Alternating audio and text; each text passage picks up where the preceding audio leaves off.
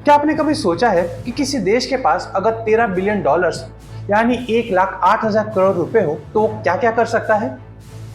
I know कि ये थोड़ी ऑड अमाउंट है, पर हम 13 बिलियन डॉलर्स इसीलिए बोल रहे हैं क्योंकि यूनाइटेड स्टेट्स ने इतने ही पैसों से उनका एक एयरक्राफ्ट कैरियर जेराल्ड फोर्ड बनाया है। ये इतना बड़ा है कि जैसे कोई पूरा का पूरा शहर समुद्र में तैर रहा हो। इसकी ताकत का अंदाजा आप इस बात से लगा सकते हैं कि इसमें 90 फाइटर जेट्स एक साथ तैनात रह सकते हैं। एंड आई नो कि ये सुनने में बड़ी बात नहीं लगती, लेकिन क्या आपको अंदाजा है कि इसी बजट में या फिर इससे भी आधे बजट में भारत क्या कुछ कर सकता है? और हमने किया भी है। So get ready to be shock, क्योंकि आज हम उन्हीं चीज़ों के बारे में बात करने वाले हैं। बट बिफोर वी स्टार्ट, इनमें से कुछ जो एग्जाम्पल्स है ना वो मिलिट्री से रिलेटेड नहीं है। तो हो सकता है कि आप ये कहेंगे कि भाई ये एयरक्राफ्ट कैरियर है तो इसकी तुलना किसी और चीज़ से क्यों करनी चाहिए। And you will be right, but only to a certain extent. And मैं ये क्यों कह रहा हूँ ये आप वीडियो के एंड में देखेंगे। So let's get started. पहले तो है हमारे स्पेस मिशंस। तो देखो, हमारा जो चंद्रयान 3 मिशन था वो सिर्फ 615 करोड़ में पूरा हुआ था, विच मीन्स कि अगर हम उसे यूएस के जेराल्ड फोर्ड एयरक्राफ्ट से कंपेयर करें तो हम 170 यानी 170 बार चांद तक जा सकते हैं। नॉट जस्ट दैट, लेकिन हमारे न्यूज़ चैनल वालों ने आपको ये बता के पका ही दिया होगा कि हमारा मंगलयान मिशन सिर्फ 450 करोड़ में हुआ था, जो हॉलीवुड की मूवी ग्रेविटी जो 850 करोड़ में बनाई थी उससे भी सस्ता था।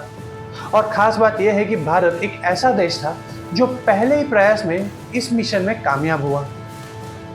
अब सोचिए, जब हमारे एक्चुअल प्रोजेक्ट का बजट एक हॉलीवुड की फिक्शनल मूवी से कम था, जहां हमारे प्रोजेक्ट का खर्चा सिर्फ 7 रुपये पर किलोमीटर था, तो ऐसे में हम 1,08,000 करोड़ में क्या कुछ नहीं कर सकते। अब आते हैं हमारे दूसरे अचीवमेंट की तरफ, जो है world's tallest Statue of Unity. यह बनाने में हमने अमेरिकन कैरियर का सिर्फ 3% लगाया था। हमने इसे सिर्फ 3,000 करोड़ में बनाया था। तो अगर कैलकुलेट करें तो हम ऐसे और 35 मूर्तियां खड़ी कर सकते हैं। And it's not just about building a statue of unity में 2,10,000 क्यूबिक मीटर कंक्रीट और 70,000 टन लोहे का यूज हुआ है, जिससे इसकी साइज स्टैच्यू ऑफ लिबर्टी के मुकाबले ऑलमोस्ट दुगनी हो जाती है। फिर तीसरा है मुंबई की लाइफलाइन अटल सेतु। यह प्रोजेक्ट यूएस के कैरियर के 1/6 ऑफ द कॉस्ट में बना है।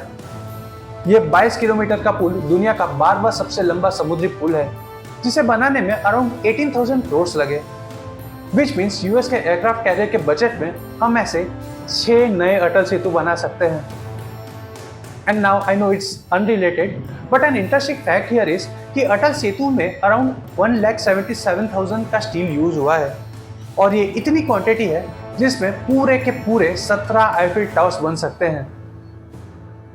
एंड अब finally, and I know you are waiting for this, हम आते हैं हमारे खुद के बनाए हुए एयरक्राफ्ट कैरियर पर, आईएनएस विक्रांत पर।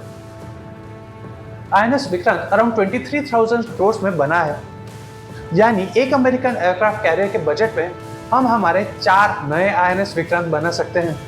और तो और उसके साथ ही साथ कुछ और मिसाइल डिस्ट्रॉयर और सबमरीन्स भी बना सकते हैं। कुछ लोग कहेंगे कि अमेरिकन कैरियर की साइज बड़ी है और वो 90 एयरक्राफ्ट्स एक साथ कैरी कर सकता है।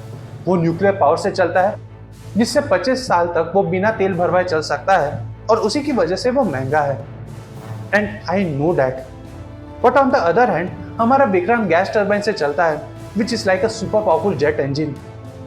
हाँ, इसी की वजह से हमें इस पर फ्यूल डालना पड़ता है, बट यही वो रीज़न भी है जिसकी वजह से इसका वेट कम है और ये ज़्यादा मैन्यूरेबल यानी एजाइल है।